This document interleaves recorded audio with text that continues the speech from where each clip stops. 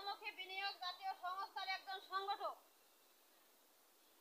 আমি আমার জাজিরা থানায় যেই কটা ইউনিয়ন আছে প্রত্যেক কটা ইউনিয়নে কাজ করি। কাজ হলো প্রত্যেকটা ইউনিয়নে কমিটি গঠন করতেছি। একটা ইউনিয়নে 9টা কমিটি থাকে, 9টা ওয়ার্ড থাকে। ওই 9টা ওয়ার্ড থেকে একজন পুরুষ একজন মহিলা নিলে 9টা ওয়ার্ডে কয়জন লোক হয়? 18 জন লোক দিয়ে আমি কমিটি গঠন করতেছি। আমার সংস্থার নাম হলো অবৈধ অর্থ উদ্ধার ও গণমুখী বিনিয়োগ জাতীয় সংস্থা। এই সংস্থা টাকা বিতরণ করব কমিটির মাধ্যমে। প্রত্যেকটা ইউনিয়নে কমিটি থাকতে হবে, কমিটি ছাড়া চলবো না।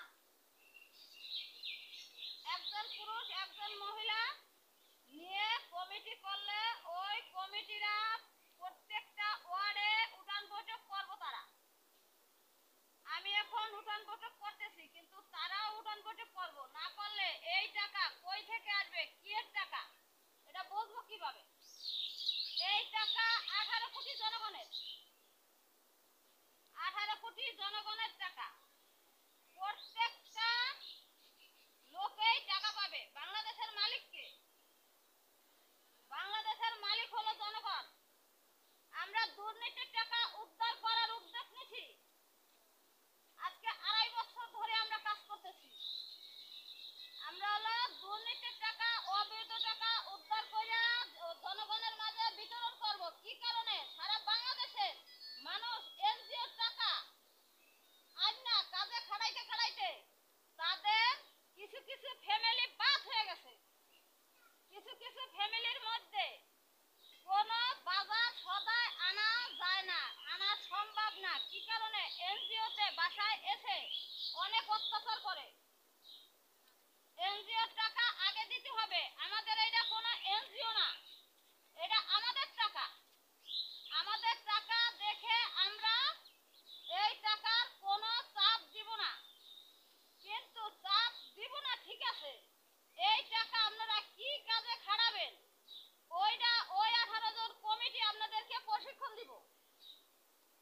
এই টাকা পুরুষরা নিতে পারবে, মহিলারা নিতে পারবে, ছাত্রছাত্রী নিতে পারবে। ছাত্রছাত্রী নিতে পারবে কি কারণে? লেখাপড়ার কাজে খাড়াইতে, লেখাপড়ার কারণে নিতে পারবে। কিছু ছাত্রছাত্রী আছে মাথায় মেধা আছে, বাবা মায়ের টাকা দিতে পারে না। মাথায় ব্রেন আছে কিন্তু বাবা মায়ের লেখাপড়া করাইতে পারতেছে না। ওই কারণে তাদেরকে শিক্ষা ঋণ দেওয়া হবে। শিক্ষা ঋণের টাকাটা বাবা মার দেওয়া লাগবে না। ওই টাকাটা ওই ছাত্রছাত্রীর 30-40 বছর বয়স হইলে যখন সে লেখাপড়া শেষ করবে, যখন সে কাজে যাবে বা বাহিরে যাবে বা লেখাপড়া শেষ করে সে চাকরি করবে, তখন সে টাকা দিবে। কেন দিবে? ওই টাকা তো যার টাকা সেই নিছে, ওই টাকা তো 18 কোটি জনগণের। তাহলে এই টাকার চাপ দিবে কে? এই টাকার কোনো চাপ নাই। এটা কোনো ব্যাংক না, এটা কোনো এনজিও না, এটা কোনো নুসা না, আয়সা না, ব্রাক না। এটা হলো অবৈধ অর্থ উদ্ধার ও গণমুখী বিনিয়োগ জাতীয় সংস্থা, আমাদের সংস্থার নাম। এই কারণে এই টাকার কোনো চাপ আসবে না। আপনারা টাকা নিয়ে আয়ের কাজে খাড়াইতে হবে। ওই যে কমিটিরা আপনাদেরকে প্রশিক্ষণ দিবে। আপনারা কি কাজ করবেন? যে চার দোকান করবে তাদের কি শাড়ি কাপড়ের দোকানের টাকা দিবে? তা দিবে না। যে যেই কাজ করবে ওই কাজের উপরে নির্ভর হবে। আপনি ছোট ব্যবসা করলে টাকা কম দিবে, বড় ব্যবসা করলে টাকা বেশি দিবে। এতে আপনি যেই হন, বাংলাদেশের নাগরিক হলো, বাংলাদেশের মালিক হলো জনগণ।